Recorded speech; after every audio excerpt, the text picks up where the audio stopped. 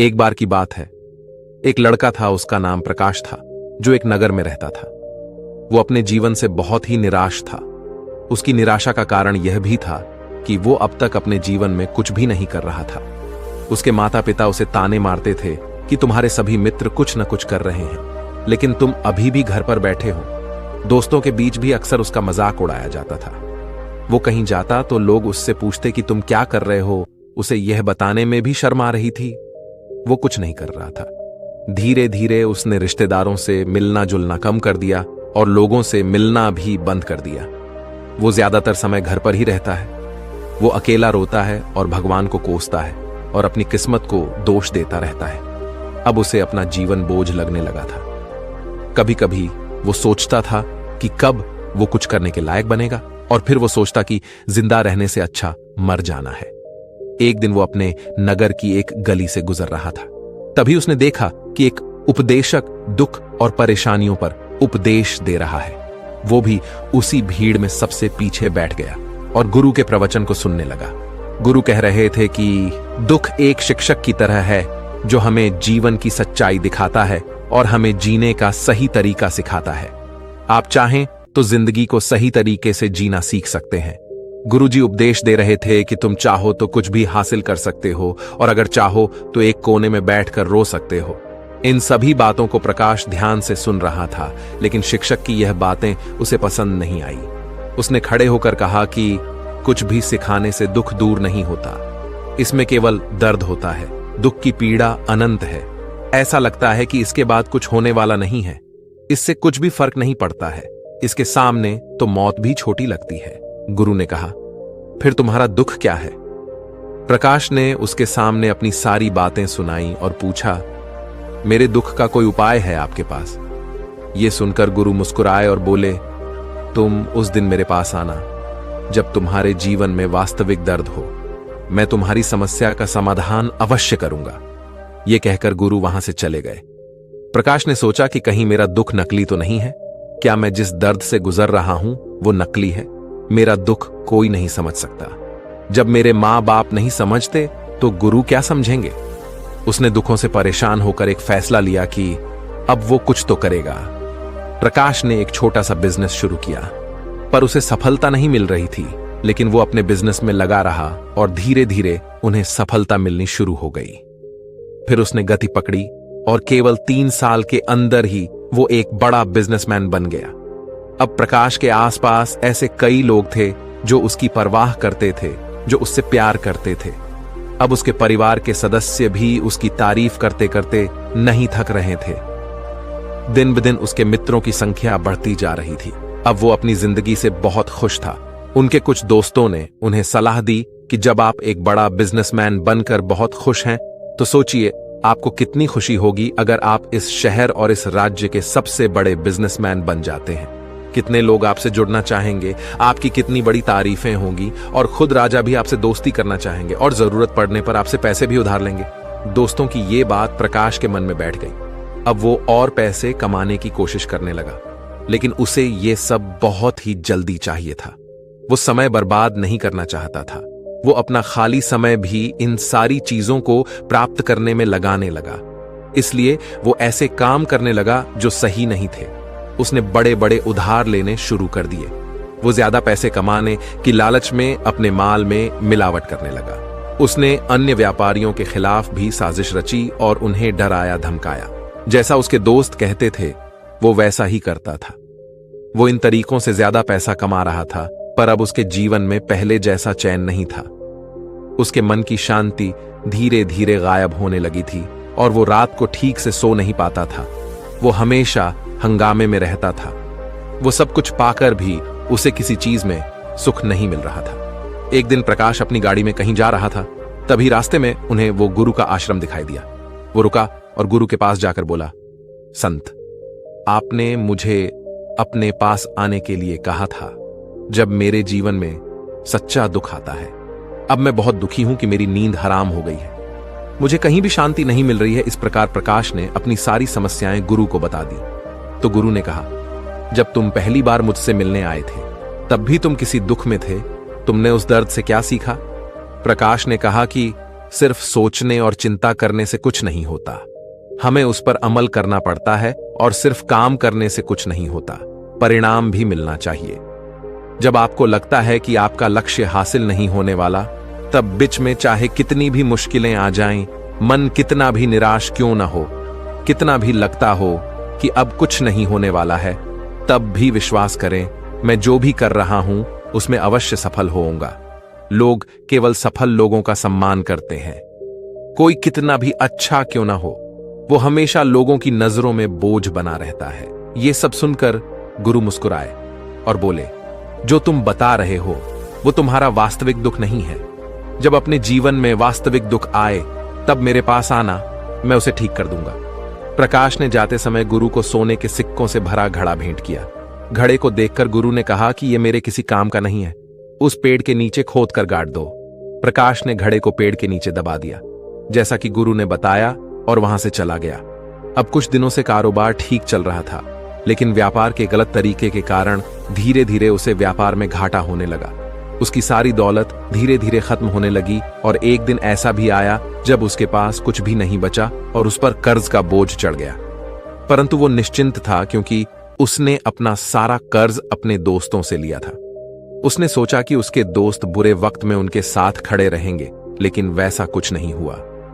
जैसे ही बुरा वक्त आया, उसके दोस्त पहले उससे कर्ज मांगने लगे। अगर उसने कर्ज नहीं लौटाया तो उन्होंने उसे जान से मारने की धमकी भी दी। उनके सभी शुभचिंतक और प्रियजन उससे दूर हो गए। उसके दोस्त जो उसके साथ मस्ती किया करते थे, अब उससे दूर भाग रहे थे। उसका परिवार उसकी गलतियां और कमियों को गिनने लगा। उसकी सारी संपत्ति नीलाम कर दी गई और उसके पास कुछ भी नहीं बचा। जब उसने अपने पिता से मदद मांगी तो पिता ने कहा कि मेरे पास थोड़ी सी संपत्ति है, वो भी मैं तुम्हें दे दूं, तो मैं तुम्हारी मां को क्या कहूंगा? यह संपत्ति हमारा अंतिम उपाय है। प्रकाश के मन में गहरा दुख छा गया। उसके आसपास कोई नहीं था जो उनके दुख को समझ सके, जो उसे संभाल सके। जनता के इस विश्वासघात के कारण वो अंदर से टूट चुका था। वो सोचने लगा कि अब जीने का क्या मतलब है, अब मौत ही मेरा सहारा है। वो आत्महत्या करने के लिए पहाड़ी पर जा रहा था। तब उसे याद आया कि उस गुरु ने उससे कहा था, मेरे पास आओ जब तुम्हारे जीवन में वास्तविक दुख हो। प्रकाश गुरु के पास गया और अपनी सारी व्यथा सुनाई और आंखों में आंसू लिए। उसने कहा, हे गुरु जी, मेरे दुख का निवारण कीजिए। तो गुरु ने कहा, जब जीवन में असली दुख हो तब मेरे पास आ जाना, मैं उसे जरूर ठीक करूंगा।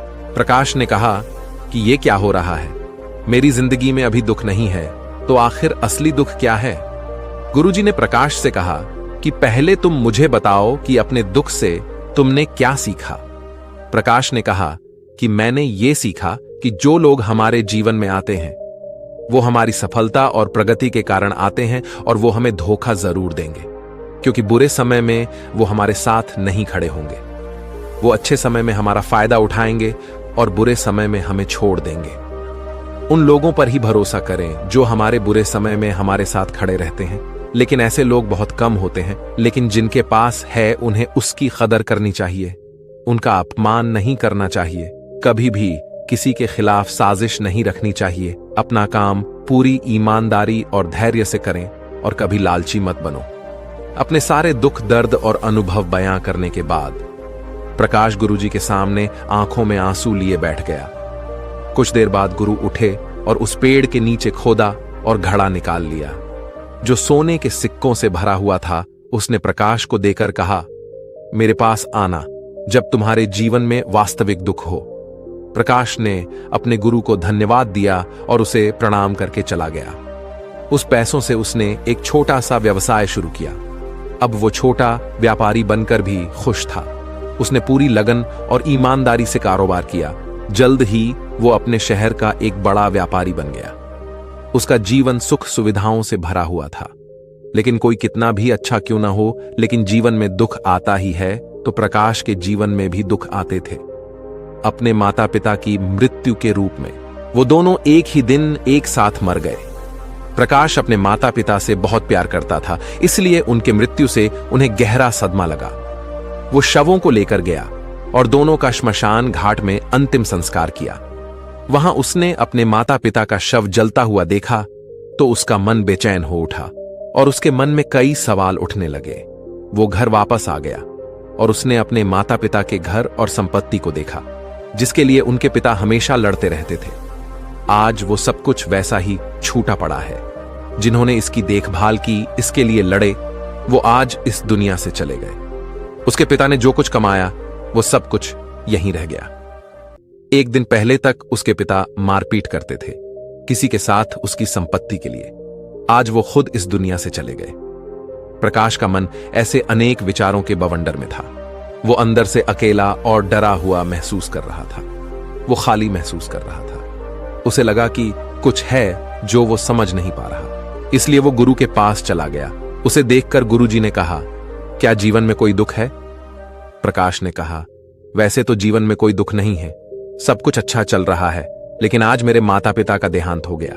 मैं इस घटना से बेहद दुखी और परेशान हूं। गुरुजी ने कहा, इसमें दुखी होने की क्या बात है? एक दिन सबके अपनों को मरना है। कोई न कभी जिया है और न कभी जिएगा। एक दिन तुझे भी मरना है। शायद तुम कल ही मर जाओगे या तुम आज भी मर सकते हो। प्रकाश ने कहा, क्या कह रहे हो गुरुजी? मैं भी मर जाऊंगा, लेकिन मैं तो अभी जवान हूं। गुरु ने कहा कि सब जी रहे हैं इस भ्रम में कि मृत्यु केवल दूसरों को आती है, बड़ों के पास ही आती है। लेकिन जवान और बूढ़े मर जाते हैं, बच्चे मर जाते हैं। मौत का उम्र से कोई लेना देना नहीं है। ये सभी को प्रभावित करता है। गुरुजी की ये बातें प्रकाश के मन में घर कर गईं और वो चुपचाप चला गया। लेकिन उसका मन अभी भी बेचैन था। वो खाली महसूस कर रहा था। वो सारा दिन अपने बारे में ही सोचता रहा कि वो कौन है, वो इस दुनिया में क्यों आया है, क्या जीवन का लक्ष्य केवल चीजों को खाना और मरना है। ऐसे कई सवाल उसके दिमाग में लगातार उठ रहे थे, लेकिन उन्हें अपने किसी भी सवाल का जवाब नहीं मिल रहा था और उसका दुख दिन ब दिन बढ़ता ही जा रहा था। इसलिए कुछ दिन बाद वो फिर से गुरुजी के पास पहुंचा और बोला, हे स्वामी, मैं बहुत दुखी हूं क्योंकि मैं ये नहीं जान पा रहा हूं कि मैं कौन हूं और मैं इस दुनिया में क्यों आया हूं। यह सुनकर गुरुजी मुस्कुराए और बोले, आज तुम्हारे जीवन में पहली बार सच्चा दुख उत्पन्न हो गया है। यह वास्तव में दुख कहलाने के लायक है। हम नहीं जानते कि हम कौन हैं, हम क्यों आए हैं, क्या करें, कैसे करना है। प्रकाश ने अपने गुरु से कहा कि मेरी दुर्दशा दूर करो। गुरु ने कहा कि हम सभी इंसान हैं, जीवन भर संग्रह करते रहते हैं। प्रकाश ने कहा कि सभी इंसान जीवन भर धन, सम्मान, परिवार, प्रतिष्ठा, मित्र, शत्रु आदि जमा करता है। गुरु ने पूछा, क्या हम एकत्रित की गई चीजों में से कुछ भी अपने साथ ले जा सकते हैं? प्रकाश ने कहा, कोई भी इंसान अपने साथ कुछ भी नहीं ले जा सकता, वो सिर्फ अकेला ही जाता है। मेरे माता पिता भी अपने साथ कुछ भी नहीं लेकर गए, सब कुछ धन संपत्ति वैभव सब कुछ यहां पर छोड़कर गए। गुरु ने कहा, अब मेरी बात ध्यान से सुनो। इस संसार में हमें जो संग्रह करना चाहिए वो हम नहीं करते। चीजें हमारे सामने होती हैं, लेकिन हम उन्हें देखने की कोशिश नहीं करते। हमें इस दुनिया में जो कुछ भी इकट्ठा करना है वो हम खुद हैं। हमें खुद को जुटाना होगा ताकि जब हम मरें तो हम एकजुट हो सकें और खुद को पहचानने में सक्षम होने के लिए हम अंदर बंटे हुए हों। हम प्यार, नफरत, गुस्सा, ईर्ष्या में बटे हुए हैं। क्रूरता, धन, स्थिति, प्रतिष्ठा, सम्मान, पहचान, धर्म, जाति, सैकड़ों हजारों ऐसी चीजों और इच्छाओं में हम विभाजित हैं और टुकड़ों में जीवन जी रहे हैं। इस विभाजन के कारण हमारी चेतना कभी एक नहीं हो सकती। हमारी चेतना शक्ति बिखरी हुई है। इसलिए हमारे पास इतना समय नहीं है, इतनी ऊर्जा नहीं कि हम मुड़ सकते हैं और अपने अंदर देख सकते हैं। वास्तव में धन, सम्मान और सुविधाओं का अभाव, लोग इसे दुख समझते हैं और जीवन भर के लिए वो दुख कहकर रोते रहते हैं और समाधान खोजने का प्रयास करते रहते हैं। उन्हें अपना समाधान कभी नहीं मिलेगा, क्योंकि जिसे लोग दुख कहते हैं वो वास्तविक दुख नहीं है। ये सिर्फ एक आदमी की इच्छा है और उसकी इच्छा कभी पूरी नहीं होती। इसीलिए व्यक्ति को कभी उनके प्रश्नों का समाधान नहीं मिलता। इसलिए इन सब से ऊपर, यदि आप अपने दुखों का अंतिम समाधान चाहते हैं तो सबसे पहले खुद को समेटो। इस दुनिया से अपनी ऊर्जा वापस ले लो और इकट्ठा करो। अपने आप पर ध्यान केंद्रित करो, स्वयं पर ध्यान दो। अपने मृत्यु से पहले अपने आप को जानने की कोशिश करो। बिखरो मत। प्रकाश ने कहा, तो गुरुजी, क्या हम इस संसार को छोड़ दें? हमारी सभी इच्छाओं को मार देना चाहिए।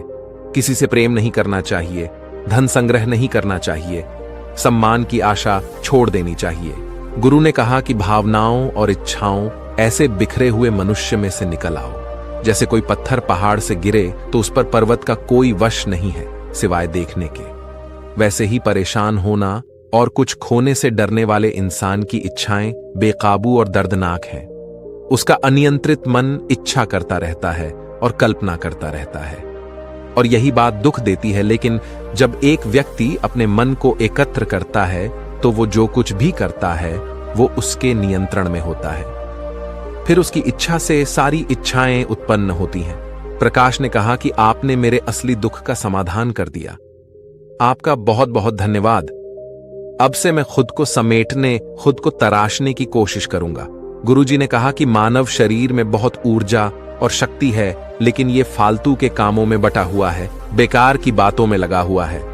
ये एक बहुत ही शक्तिशाली मशीन की तरह है।